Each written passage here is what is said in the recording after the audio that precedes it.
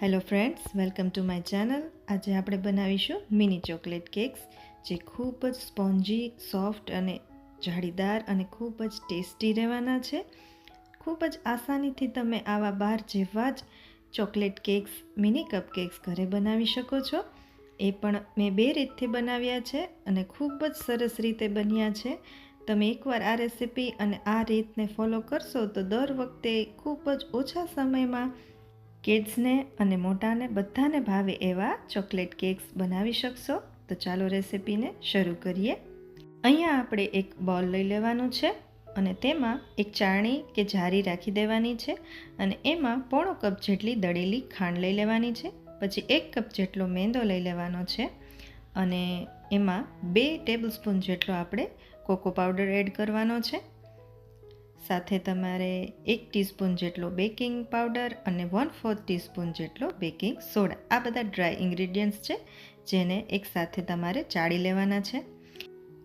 આ બધા ડ્રાય ઇન્ગ્રીડિયન્ટ્સને સારી રીતે મિક્સ કરી લેવા અને ત્યારબાદ 1/4 કપ જેટલું મેં અહીં ઘી લીધેલું છે અને તમે એની જગ્યાએ બટર પણ લઈ શકો છો. 1/4 કપ જેટલું મેં અહીં ઘરનું દહીં લીધેલું છે જે નોર્મલ રૂમ ટેમ્પરેચર ઉપર છે. 1 ટીસ્પૂન જેટલું વેનીલા એસેન્સ અને 1/4 કપ જેટલું વોર્મ મિલ્ક લીધેલું છે અને આ બધા જ ઇન્ગ્રેડિયન્ટ્સને સારી રીતે મિક્સ કરી લેવાના છે. અને આ સ્ટેજ ઉપર તમને જણાય કે મિશ્રણ થોડું ઘટ છે તો ત્યારે તમે 2 ટેબલસ્પૂન જેટલું અથવા તો થોડું દૂધ એડ કરી અને કન્સિસ્ટન્સી ચેક કરી શકો છો. આપણે રિબિન કન્સિસ્ટન્સી જેવું આપણું બેટર જોઈએ છીએ કેકનું, તો તેના માટે ચેક કરી લેવું તમારે. દહીં અને દૂધ બંને રૂમ ટેમ્પરેચર ઉપર જ હોવા જોઈએ અને દૂધ તો થોડું વોર્મ લ્યો તો વધારે સારું છે. અને અહીંયા મિત્રો મેંદાની જગ્યાએ તમે ઘઉંના લોટનો પણ ઉપયોગ કરી શકો છો. તેનાથી પણ ટેસ્ટમાં કોઈ ફેર નહીં પડે અને આવા જ ડિલિશિયસ બનશે. અહીં આપણું આ રીતનું રિબિન કન્સિસ્ટન્સી જેવું બેટર બનીને તૈયાર થઈ ગયું છે. તો અહીંયા મેં એક કઢાઈને 5 મિનિટ પહેલાં મીડિયમ ગેસની ફ્લેમ ઉપર ગરમ થવા રાખી દીધેલી હતી. તેની અંદર જ આવી રીતે અપ્પે પેન મૂકી દીધેલું છે, કોઈ કાંઠો મૂક્યો નથી. અને તેમાં ચમચી કે ચમચાની મદદથી બેટરને પોર કરી લેવાનું છે. થોડું 1 સેન્ટીમીટર જેટલું આપણે જગ્યા ખાલી રહેવા દેવાની છે અને 10 મિનિટ માટે એને કૂક કરવા દેવાના છે.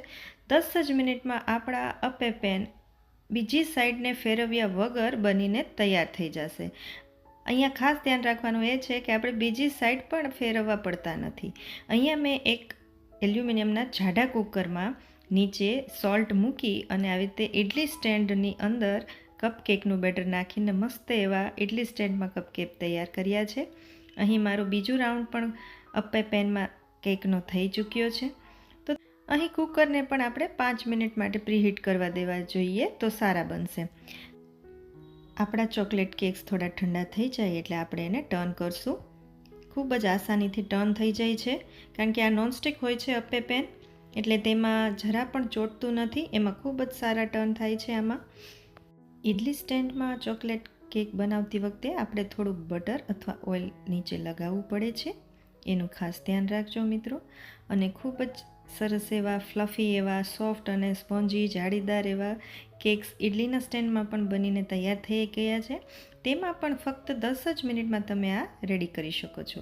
તમારા મનપસંદ કોઈ પણ ટોપિંગ્સથી તમે આને ગાર્નિશ કરી શકો છો, જેમ કે ચોકલેટ સિરપ છે, ન્યુટેલા છે કે પછી વેનીલા છે. તેની સાથે પણ તમે આ ચોકલેટ કેક્સને એન્જોય કરી શકો છો. તો તમને આ રેસીપી કેવી લાગી મિત્રો, તમે જરૂરથી મને કોમેન્ટમાં જણાવજો અને એક વખત જરૂરથી ટ્રાય કરજો. ખૂબ જ સારા એવા બનશે. અત્યારે બજારમાં તમે આ લેવા જાઓ તો ભાવમાં પણ ખૂબ જ મોંઘા હોય છે કેક્સ, અને હાઇજીનનું પણ આપણે ચિંતા કરતા હોય તો પછી આવી રીતે આપણે ઘરમાં જ બનાવીને સ્ટોર કરીને રાખી દઈએ તો 2 દિવસ ફ્રીજમાં રાખીએ કોઈ જ વાંધો આવતો નથી. અને બાળકોને ગમે ત્યારે તમે ટિફિનમાં પણ મોકલી શકો છો અને ઘરે પણ એન્જોય કરી શકે છે. મોટા પણ ખૂબ જ ચાવથી આ કેક્સ ખાય જ છે.